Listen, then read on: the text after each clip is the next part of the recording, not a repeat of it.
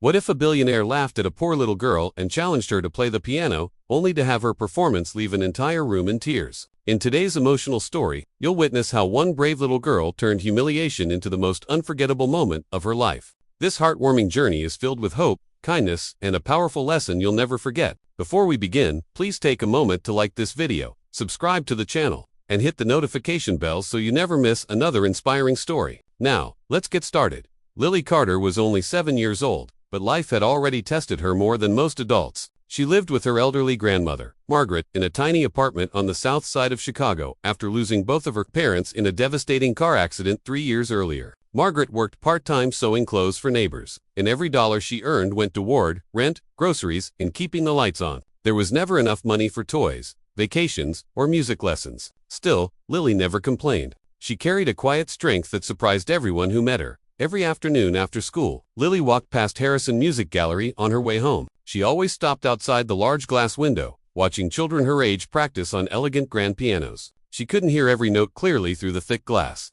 but she studied the movement of their hands with incredible focus. When she reached home, she used an old wooden table as her imaginary piano, carefully pressing invisible keys while humming the melodies she remembered. Her grandmother often smiled from the kitchen doorway. Amazed by Lily's determination, "You'll play on a real piano someday," Margaret would whisper. Lily always smiled back, though deep inside she wondered if that dream would ever come true.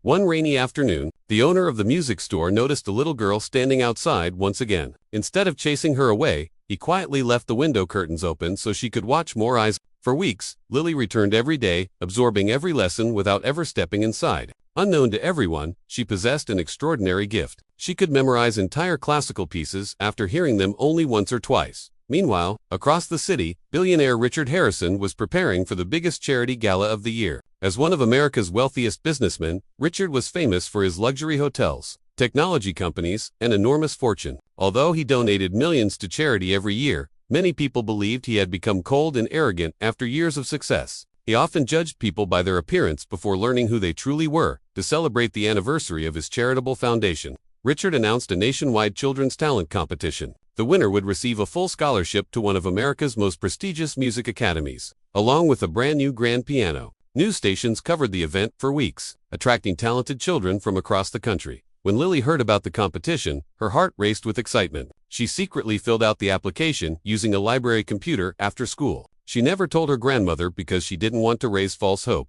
A week later, an acceptance letter arrived. Margaret read it twice before realizing it was real. Tears filled her eyes as she hugged Lily tightly. "We may not have money," she whispered, "but God has given you a gift. Never be ashamed of where you come from." On the evening of the gala, they traveled to the magnificent Harrison Grand Hotel in downtown Chicago. Crystal chandeliers sparkled above hundreds of elegantly dressed guests. Expensive suits, designer gowns, and flashing cameras filled the luxurious ballroom. Lily stepped inside, wearing the only dress she owned, a simple blue dress that had been carefully repaired several times by her grandmother. Her shoes were slightly too big because they had been donated by a neighbor. As they walked through the crowd, several guests glanced at them with amused expressions. A few parents quietly laughed, convinced the little girl didn't belong among the professionally trained competitors. Richard Harrison noticed her immediately, standing confidently beside the magnificent Steinway concert grand piano. He looked at the shy little girl with obvious disbelief. Smirking, he grabbed the microphone and jokingly addressed the audience. "Well," he laughed, "this is certainly unexpected. Little girl, if you can actually play this piano, I'll adopt you myself." The audience exploded with laughter, believing it was nothing more than harmless entertainment. Lily's cheeks turned bright red. She looked down at her worn shoes and gripped the edge of her dress, fighting back tears. For a brief moment, she considered walking off the stage forever. Then she remembered her grandmother's words. Taking one slow, deep breath, Lily quietly walked toward the grand piano, climbed onto the bench, closed her eyes, and gently placed her tiny fingers on the polished ivory keys. The laughter disappeared. The entire ballroom became completely silent.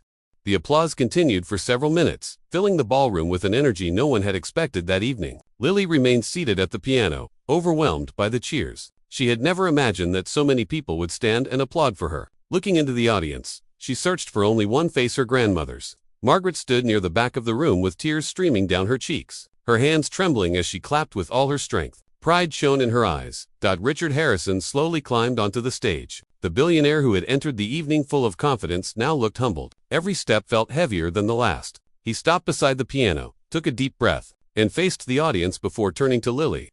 "My young lady," he said quietly, his voice shaking with emotion, "I owe you an apology." The room fell silent once again. "I judged you because of your clothes and your circumstances. I assumed that someone who looked poor couldn't possibly possess extraordinary talent. Tonight, you reminded me of something I should have never forgotten, that greatness is measured by the heart, not by wealth."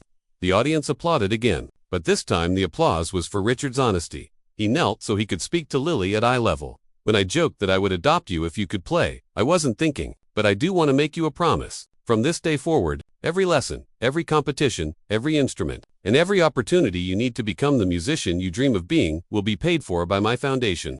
Gasps echoed throughout the ballroom. Lily looked at her grandmother before quietly asking, "Does that mean Grandma and I can stay together?" Richard smiled warmly. "Absolutely," he replied. "No one could ever replace the love she has given you. She will always be your family. I simply want to help you achieve the future you've earned." Margaret covered her face as tears of relief flowed freely. Years of worry seemed to disappear in a single moment. The head judge then stepped forward with the official results. By unanimous decision, he announced, "The winner of this year's National Young Musicians Competition is Lily Carter." The ballroom erupted into another standing ovation. Reporters rushed toward the stage, capturing the unforgettable moment as Lily accepted the gold trophy with trembling hands. Richard personally presented her with the scholarship certificate and the keys to a beautiful, new grand piano that would be delivered to her home the following week. Months passed, and Lily flourished at one of America's finest music academies. Her remarkable talent attracted national attention, but she never forgot where she came from. Every weekend, she visited community centers and children's shelters, performing free concerts and encouraging other children to believe in themselves, regardless of their circumstances. Richard Harrison changed as well. Inspired by Lily's courage, he expanded his charitable foundation, creating thousands of scholarships for talented children from low-income families across the United States. He often told audiences that the greatest investment he had ever made wasn't in a company or a building, it was in believing in a little girl, whom everyone else had underestimated. Years later, Lily performed at Carnegie Hall before a sold-out audience. As the final note echoed through the magnificent concert hall, she looked toward the front row, where her grandmother and Richard Harrison sat side by side, both smiling proudly. The audience rose to their feet, applauding one of America's greatest young pianists, but Lily knew the real victory wasn't the music. It was proving that kindness, humility, and determination could turn even the cruelest moment of mockery into the beginning of an extraordinary life.